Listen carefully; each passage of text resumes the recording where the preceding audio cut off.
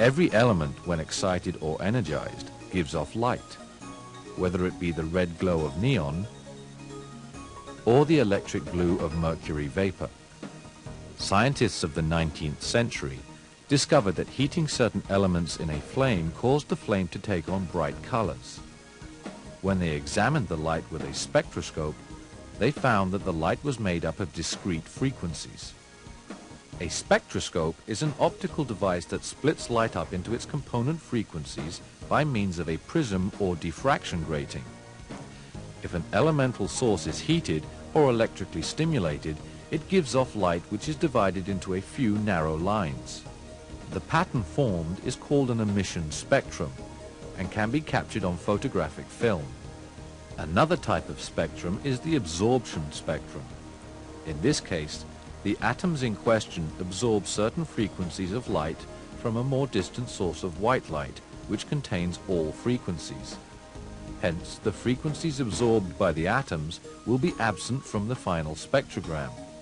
A spectrogram produced in this manner shows dark lines where the light has been absorbed. Each element emits and absorbs the same pattern of frequencies. Each element has a unique spectrum which can be used as a fingerprint to identify that element. For instance, the sun radiates light of all frequencies, but atoms in its outer atmosphere absorb some of it. During an eclipse in 1868, Janssen captured the absorption spectrum of the solar atmosphere. Comparing the dark lines to those of known elements, he noticed a series of lines that corresponded to no known element. This new element was named helium after the sun. It was not until nearly 30 years later that helium was discovered on Earth. Although chemists of the 19th century categorized the elemental spectra, they couldn't explain why atoms have discrete spectra.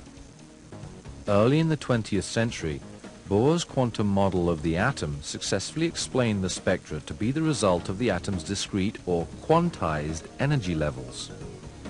Electrons moving inside an atom can only have fixed amounts of energies which are said to be quantized. When electrons are energized by absorbing a photon or by colliding with another electron, they can jump from lower energy levels to higher ones. When they return to the lower states, the additional energy can be released in the form of light. The larger the separation between the two energy levels, the higher the frequency of the emitted light. Since only certain energy levels exist, the emitted light has discrete frequencies, forming a bright line emission spectrum. A simpler way to energize atomic electrons is to place the sample directly in a flame. The appearance of the flame itself gives information about the molecules being combusted. The yellow-orange flame of a candle is due to the radiation from hot carbon atoms. Natural gas produces the familiar blue-green glow of the laboratory Bunsen burner. This wire loop is coated with a sodium compound.